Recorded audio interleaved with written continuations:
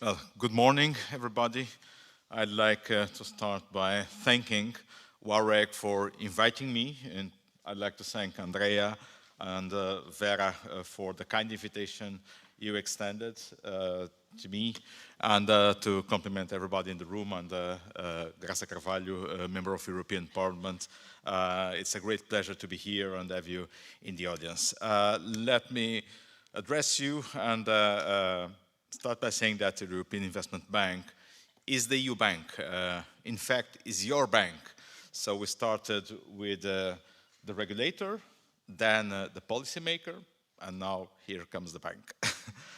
And your bank, as the EU Climate Bank, invests and has set a number of ambitious commitments and targets to ensure that the projects that we finance contribute precisely to the climate agenda, while supporting at the same time the implementation of the EU policies and the EU legislation and the EU regulations. The European Investment Bank is one of the world's largest multilateral lenders, in particular to the water sector. We finance more than 2 billion euros per year of water infrastructures, and that the operations we approve in 2022, last year, will ensure safer drinking water to 25 million of people. These investments will provide 100 million of citizens with improved sanitation and will reduce the risk of flooding for over 230,000 people. And during the last 5 years, the bank has in fact financed 8.5 billion euros in the European Union for investment projects in the water sector, and with very impactful results. We contributed to build or rehabilitate more than 88,000 kilometers of water pipes and increased treatment capacity by over 25 million of population equivalent. And this resulted in more than 50 million people benefiting from water services, and more than 37 million people benefiting from improved sanitation services. And we'll continue to invest in environmental sustainability, and in particular in the water sector, in circular economy, including waste prevention and recycling. We'll continue to invest in pollution prevention and control, and the water sector is a key part in this prevention of pollution and control, and in particular to improve the quality not only of inland water resources, but also in the marine life. There is no investment more impactful in people's lives and fostering cohesion than the investment in the water sector. In 2020, the EIB decided to increase the level of ambition in our climate and environment commitment, to provide the financing that is necessary to fuel the political ambition behind the European Green Deal. Climate Bank Roadmap, published in November 2020. The Climate Bank Roadmap sets out the bank's commitments, ensuring that all our operations since 2021 are Paris-aligned, dedicating at least 50% of our overall annual lending to climate action and environmental sustainability. We are speaking about annual lending that goes from 60 to 70 billion euros inside EU, meaning that from 30 to 35 is devoted precisely to climate action and environmental sustainability, with the important part of this investment going into waste and water treatment sectors. And we committed also to mobilize in the decade up to 2030 1 trillion euro of investments. These are our commitments. And how does the water sector fit within these commitments? Our Climate Bank roadmap includes water-related activities from different angles. The first angle is to support climate mitigation efforts through our lending to Paris-aligned operations. Water can make a substantial contribution to reduce greenhouse gas emissions, mainly in what concerns methane, by building in efficiency and energy recovery from wastewater sludge digestion in particular. The second angle is that the water sector is at the heart of climate change adaptation by building greater resilience to climate change, by eliminating pollution, and by protecting the environment. And the EIB always requests our counterparts, our promoters, to prepare a climate risk vulnerability assessment to identify in all the projects that we finance adaptation needs. The EIB demands promoters to prepare a climate risk vulnerability assessment. And this forms the basis at the design table of ensuring the right choices are made in terms of the design of the water sector projects. Scaling up the finance that helps countries and businesses to adapt to climate change impacts and build resilience is one of our key priorities. In this respect, we are aiming to triple our adaptation finance by 2025. And I can tell you this is an extremely ambitious target. The proposed revision of the Urban Waste and Wastewater Treatment Directive is an important step towards ensuring that emerging challenges to the water sector, such as emerging contaminants, are adequately treated and tackled. And the bank stands ready to support member states in its implementation. Regulatory compliance is one of the main investment drivers in the water sector. This brings several challenges to central and local governments, regulatory agencies, water operators, but also to final customers. And today I'll focus on how our work helps the water operators and other implementing agencies to strengthen their technical and financial capacity, and how this influences the affordability to final consumers. We need a just transition for all, and that it must be affordable for all, because if it's not affordable, it will not be for all. And no one can be left behind. We need to be inclusive. If we are not inclusive, we'll fail in this transition, and we cannot fail. We often see that project promoters, especially smaller ones, small municipalities, small regions, lack technical skills.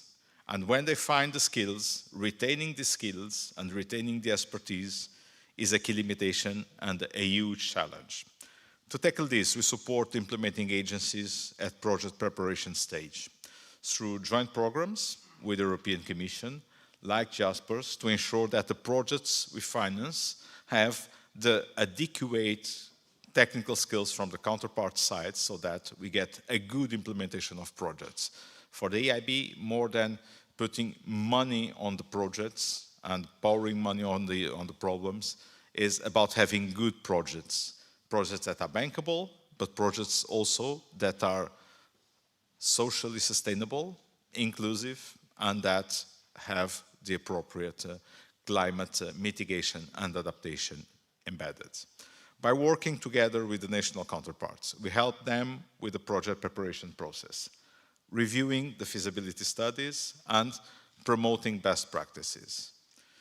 Moving on to the financial constraints. We are all well aware of the funding gap that the water sector experiences, and this cannot be filled just through public budgets. If we think that public money and public sector is the only one responsible for tackling this issue, we'll miserably fail. There'll not be enough public money to tackle this issue. We need to bring public and private money and to mobilize the resources that are necessary. Hence, we work with our clients to improve their access to private financing. Private capital mobilization is one of our commitments, and at the same time is one of our best skills and expertises. That's what we do well. Bring private money to the projects such that small amounts of public money can be very powerful because they can be used to mobilize the private sector resources. At the EIB, we have a 50% financing cap on investments that we finance. And this is designed precisely to ensure that for each euro that we finance, there is one additional euro that comes from the promoter. Many times from the private sector, sometimes from public sector too, and sometimes from the social sector. And this is designed precisely to make out of €1 of public EU money more than €1. On average, our multiplier, how we call it, is 5 times. For each euro that we use from our balance sheet, which is EU money, which is the capital from our shareholders, the EU member states, And the funds that we raise in the market, we can crowd in, bring in 4 additional euros of other financiers' monies, most of the times private sector money. And that's how we are well on track to mobilize these 1 trillion euros up to 2030 with the balance sheet that we have, and by financing every year in EU 60 to 70 billion euros, and in our overall year up to 80 to 90 billion euros. The EIB is the main implementing partner of the InvestEU program by using guarantees from the EU budget. It's not cash. We don't get the funds from the EU budget. We use guarantees that cover the risk and that share the risk with us. And by using these guarantees, we can finance operations that have a higher risk and that the risk is not compatible with the risk appetite from the bank and being a AAA bank. It's a balancing act, having a bank that is AAA, that taps the markets and that has access to finance at very good conditions, while at the same time financing risky projects. This is only possible to this very constructive and a very productive collaboration that we have with the European Commission, with the European Council, with the Parliament and the EU institutions, and by bringing EU budget guarantees to cover for extremely high risk activities. And that's how we crowd in private investors. Private investors having operations with us go to operation with risk levels that are simply too large for taking them alone, but by sharing with us the risk, they can take a residual risk that is commensurate to their risk appetite. And that's how we crowd in private investors in risky sectors. Finally, we do blending, meaning that we use grant resources to catalyze additional financing. And this has already been adopted in many operations. I would notably highlight the operation in Italy, for instance, by using grants under the Recovery and Resilience Facility precisely to blend with the EIB financing. This allows partners to get most out of their grant resources and enhance the overall impact. This implies less need for debt. This implies that we can de-risk their credit profile such that they can assess better credit conditions for the borrowing that they need to invest, namely in the investments that we need in the water sector. But for all this to happen, we need bankable projects. We need to ensure the overall bankability of the projects we finance, ensuring that water utilities can raise the necessary financial resources, either via tariffs or via other means. And to limit the impacts on the public purse or on households' budgets, this requires efficient water sector operations. The risk with massive investments in new infrastructure to comply with upcoming directives is that not just capital, but also operations and maintenance costs run out of control. That's the main risk we face. We welcome, of course, any attempt from regulators to look at the life cycle costs and to introduce incentive mechanisms to enhance the operational efficiency, and that's something that is all too often overlooked. This is also instrumental to limit tariff increases. As for the energy sector, we aim at ensuring a just transition for all. The financial sustainability of the projects is also linked to the ability of the customers to pay their bills. For water utilities, this translates in the request for water bills to be affordable also for disadvantaged customers. Let me now conclude by explaining how financiers and regulators can work together. In the water sector, lending operations, the typical counterpart is either a public authority or a regulated utility. And whilst market risks are limited due to their monopolistic nature and stable cash flows, regulatory risks are pervasive. In other words, their operating environment and investment capacity are constrained by the tariff and by the industry regulation. Two elements that lenders assess during the due diligence assessment of the operations that we finance. Whilst we at the EIB are well aware of the regulatory risks, we also know the regulatory space as powerful policy leverage opportunities. Collectively, we can influence the development of the water sector. with our response to climate change and with the adoption of innovative solutions, both at technological and at institutional level. We need to work together. When I say we, I mean the bank, financiers, but also you, regulators, to ensure that the common goal of ensuring a healthy environment to the European citizens is achieved in an affordable manner. According to our methodologies, 40% of the 22 project components made a significant contribution to climate adaptation.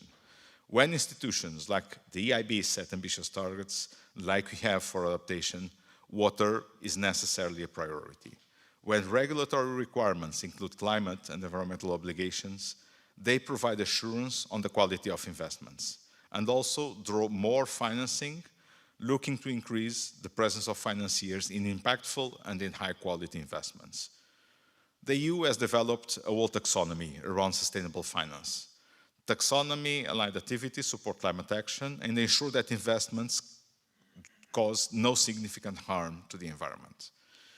And the EIB already tracks taxonomy alignment of its investments, and we would welcome the adoption of the metric also in the regulatory monitoring systems. We believe this would also form a strong boost for sustainable financing in the market and to bring more sustainable finance into this sector. We are keen to ensure our lending operations remain fully aligned and looking forward to continue working with you. Thank you very much.